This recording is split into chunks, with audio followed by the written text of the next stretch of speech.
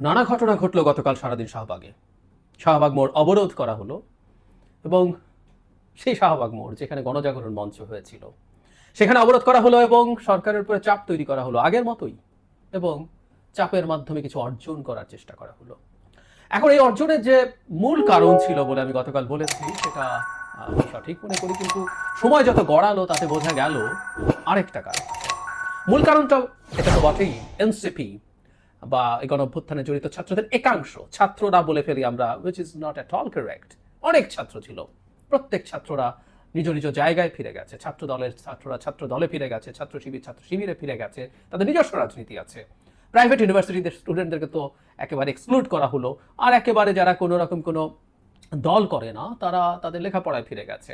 তো ছাত্রদের একটা ক্ষুদ্র অংশ যারা এনসিপিতে গেছে বা এখনো তাদের দু একটা সংগঠনের সাথে জড়িত আছে, তাদের ক্ষমতা বৃদ্ধি করা, ক্ষমতা দেখানোর চেষ্টা, সেটাই প্রধান কারণ। দীর্ঘদিন থেকে তারা পলিটিক্যালি খুবই ম্রিয়মাণ হতে শুরু করেছেন এবং তাদের সেই ম্রিয়মাণ পরিস্থিতি থেকে এটা খানিকটা বাঁচিয়ে তুলতে পারে সেটা তারা মনে করেছেন। মনে করার কারণ আছে, অনেক কিছুতে ফেল করে তারা একটা বিজয় চাইছেন, এবং এই বিজয় শুধু তারা না, তাদেরকে বুদ্ধি পরামর্শ দেন, তাদের সাথে জড়িত আছেন। এটা আমি কিছু জেনে বলছি না, কিছু কিছু মানুষজন আছেন যাদের বক্তব্য, যাদের মানে সেটা যে কোনো ফর্মে আমাদের সামনে আসুক না কেন, তাতে বোঝা যায় যে তারা লাইন অ্যাটলিস্ট চিন্তাগত দিক থেকে টেকনিক্যালি যদি আমরা কারেক্ট থাকতে চাই।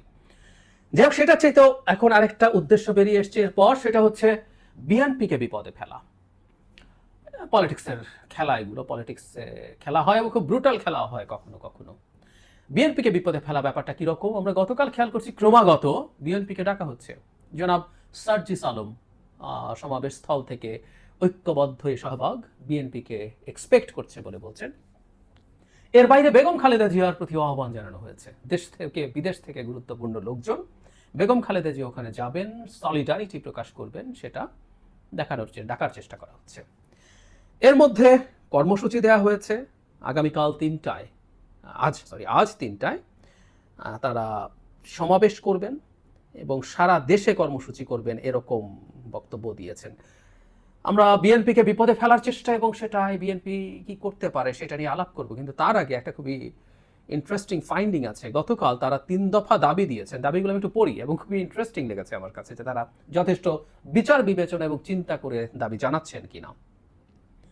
জনাব হাসনাত আব্দুল্লাহ গতকাল এই সমাবেশে বলেছেন, জমায়েতে বলেছেন, আওয়ামী লীগ যত সহযোগী সংগঠন রয়েছে সকল সংগঠন সহ আওয়ামী লীগ সংগঠন হিসাবে নিষিদ্ধ করতে হবে।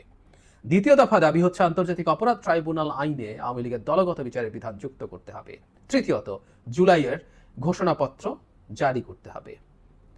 তিনি বলেন, আমাদের এই 3 দফা যতক্ষণ না বাস্তবায়ন হয় ততক্ষণ কি আমরা এই মাঠ ছাড়বো? তখন সবাই না বলছেন। আচ্ছা, তাহলে আমরা একটা জিনিস একটু অবাক হচ্ছে যে আওয়ামী লীগকে নিষিদ্ধ করে দিতে হবে। সরকারি এক্সিকিউটিভ অর্ডারে যে কোনো রাজনৈতিক দল নিষিদ্ধ করতে পারে সন্ত্রাস দমন আইনে, এটা আমরা অনেকদিন ধরে কথা বলেছি।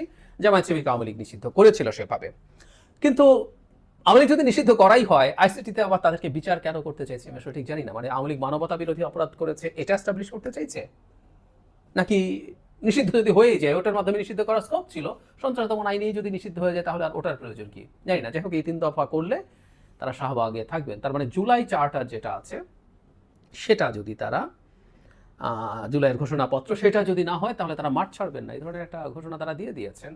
তাহলে আমার কাছে মানে আইসিটিতে এই বিধান ঢোকানো খুব কঠিন বিষয় না, খুব অল্প সময়ের বিষয়। এটা আগে একবার ঢোকানো হয়েছিল, সেই খসড়াটা আছে, একটা দুটো বাক্য পরিবর্তন করে আবারও করা যায় এবং সেটা খুব সহজে পাস করে দেওয়া যায়, 1-2 দিনের ব্যাপার। কিন্তু জুলাই ঘোষণাপত্র ছাড়া তারা মাঠ ছাড়বেন না। জুলাই ঘোষণাপত্র নিয়ে কিছু আলোচনা হয়েছিল কিন্তু সেটা খুব একটা কন্টিনিউ করেনি, এবং অনেক ক্ষেত্রে এই দলগুলোর বিভিন্ন রকম মতদ্বৈততা ছিল, সেটা বেশ কিছুদিন লেগে যেতে পারে। তার মানে কি তারা শাহবাগের মতো, এটা সেই শাহবাগ বলতে আমি সেটা বলেছি, এখন তো 2টো শাহবাগ হয়েছে এভাবে বলতে হবে ভবিষ্যতের ইতিহাসে, জানি না এটা আদৌ সেটার কাছাকাছি কিছু হতে পারে কিনা। যাই হোক, তারা দেখা যাক কতদিন থাকতে পারেন, কিভাবে থাকতে পারেন। এর মধ্যে ফাইন্ডিং আছে, আমি বিভিন্ন ক্ষেত্রে দেখেছি এখানে যারা জামায়াত ইসলামী নিয়মতান্ত্রিক রাজনীতি করেন, তারা এই কনস্টিটিউশন মেনে চলেন, তাদের রাজনীতির সাথে ইসলাম পন্থা আছে, ডানপন্থা আছে, কিন্তু তারা কনস্টিটিউশনাল পলিটিক্স করেন। কিন্তু কনস্টিটিউশনাল পলিটিক্স, ডেমোক্রেসি দেখতে পারে না, খেলাফত চায়, এই ধরনের সংগঠনগুলো সেখানে হাজির হয়েছে আওয়ামী লীগ নিষিদ্ধের দাবিতে। ইন্টারেস্টিং, আওয়ামী লীগকে ফ্যাসিস্ট বলা হয়, তারা যারা এখানে আসছেন, যারা তাদের মতবাদও চাপিয়ে দিতে চান গায়ের জোরে, তারাও আছেন। তারা আওয়ামী লীগের নিষিদ্ধতা চাইছেন ফ্যাসিবাদের দায়ে।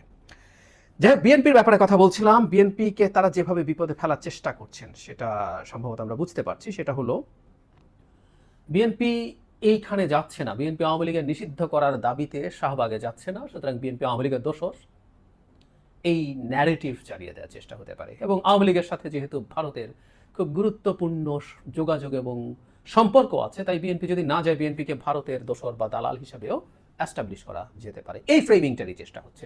এবং রীতিমতো বেগম খালেদা জিয়াকে ডাকা হচ্ছে, কারণ এই মুহূর্তে বাংলাদেশের রাজনীতিতে সবচেয়ে রেসপেক্টেড মানুষ বেগম খালেদা জিয়া, তাকেও স্টিগমাটাইজ করা হচ্ছে খুবই হারুন কতগুলো ভাষা দিয়ে, কিন্তু আসলে উদ্দেশ্য হচ্ছে তাকেও স্টিগমাটাইজ করা। কারণ খালেদা জিয়াকে আমরা ডেকেছিলাম, কিন্তু তিনিও আওয়ামী লীগের বিচার চান নাই, তিনিও আসেন নাই, সুতরাং তিনিও কত খারাপ, এটাই আসবে ভবিষ্যতে। এটা মুখে না বলা হলেও এই জিনিসগুলোই মানুষের সামনে এস্টাবলিশ করা। না হলে বেগম খালেদা জিয়াকে আলাদাভাবে ডাকার কোনো কারণ ছিল না, তাকেও এনারা স্টিগমাটাইজ করতে চান।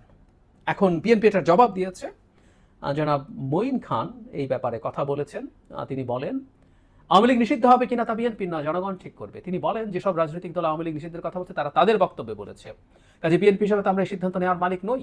আমাদের মহাসচিব ইতিমধ্যে বলেছেন এটা জনগণের সিদ্ধান্তের বিষয়, জনগণ সিদ্ধান্ত নেবে ইত্যাদি ইত্যাদি। তারপর তিনি বলছেন এটা তো সরকারই করে দিতে পারে, এটা আমি মানে তিনি বলেছেন নির্বাচন কমিশন এবং সরকার সিদ্ধান্ত নিতে পারে। আসলে আওয়ামী লীগ নিষিদ্ধের মানে একটা রাজনৈতিক দল নিষিদ্ধ করা, নিবন্ধন বাতিল করতে পারে নির্বাচন কমিশন। আমরা একটু জেনে রাখবো, প্রায় বলা হয় যে নির্বাচন কমিশন নিষিদ্ধ করতে পারে। আমি যতদূর জানি নির্বাচন কমিশন সেটা পারে না। নির্বাচন কমিশন রাজনৈতিক দলের নিবন্ধন বাতিল করতে পারে তার কতগুলো ক্রাইটেরিয়া যদি ফুলফিল সে না করে, সেই ক্ষেত্রে আওয়ামী লীগ দল হিসাবে থেকে যাবে, কিন্তু সে নৌকা প্রতীক নিয়ে নির্বাচনে অংশগ্রহণ করতে পারবে না। দল নিষিদ্ধ করার কাজ আসলে সরকারের। যাই হোক, বিএনপি তার এক ধরনের অবস্থান জানিয়েছে এবং এটা আমি ধারণা করি অনেকেরই ভাল লাগবে না।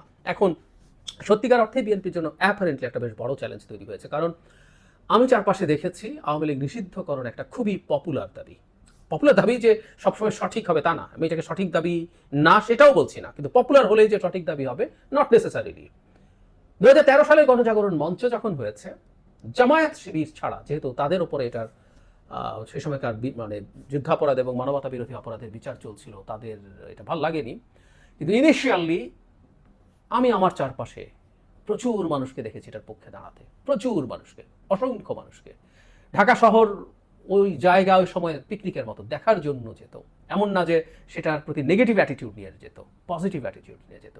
কিন্তু সেই শাহবাগ আদতে কি করেছিল সেটা আমরা পরবর্তীতে দেখেছি। সুতরাং পপুলার কিছু ডাজন্ট নেসেসারিলি মিন সেটা সত্য এবং সঠিক। আমি আবার বলছি, পপুলার কিছু মানেই সত্য এবং সঠিক না, but it's a popular issue, কোনো সন্দেহ নাই, কোনো সন্দেহ নাই।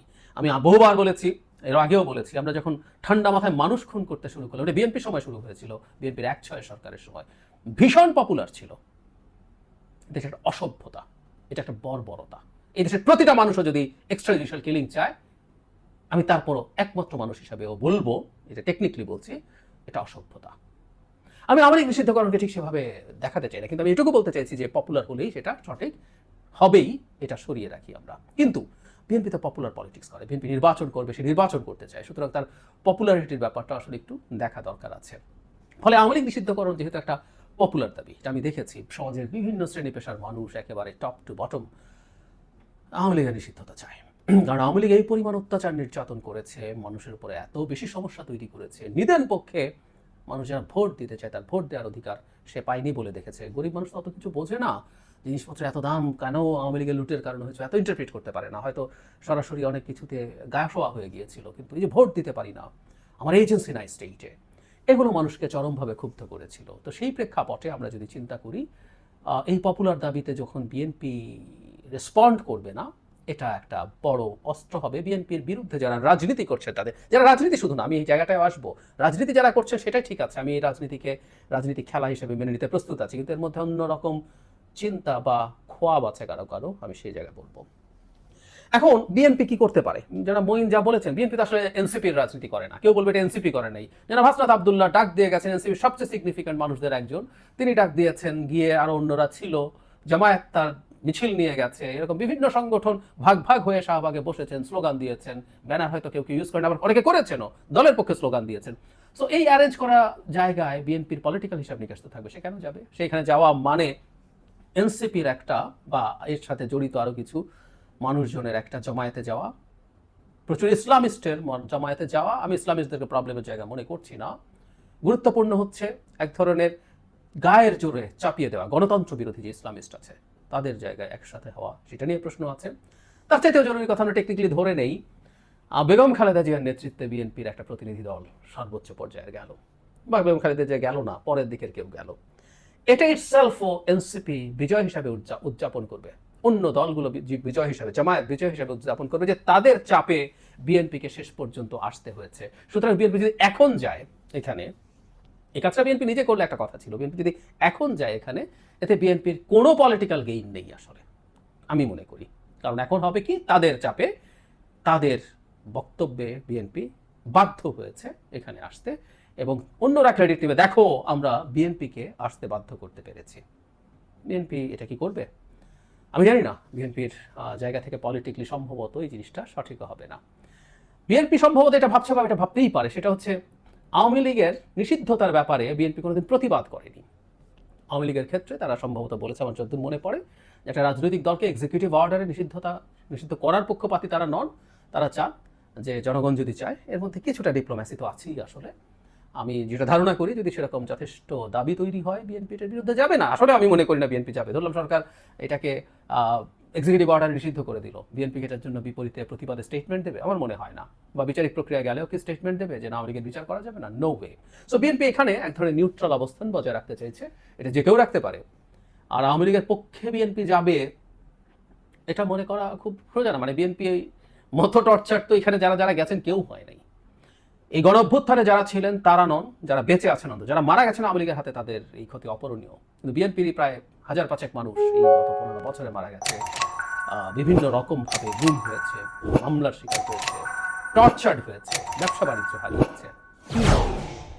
সুতরাং তাকে আবার প্রমাণ করতে হবে বিএনপি আওয়ামী লীগ বিরোধী, ধারণা করি এসব তারা চিন্তা করছেন। কিন্তু ওই যে বললাম, একটা পপুলার ডিমান্ড, সেটা বিএনপি যদি না করে, সেটা মানে মোটা দাগে একটা পলিটিক্সের অস্ত্র বিরোধীদের হাতে তুলে দেবে, বিএনপির বিরুদ্ধে যারা লড়াই করতে চায়।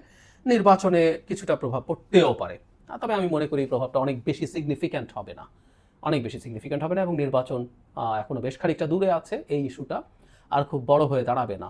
যদিও এটাকে ব্যবহার করা হবে জনসভায়, বক্তৃতা, এটা করা উচিত। আমি মনে করি পলিটিক্স এভাবেই হওয়া দরকার, প্রত্যেকটা পক্ষ অপর পক্ষের কি কি নেগেটিভস আছে, প্রবলেমস আছে, সেগুলো বলবে।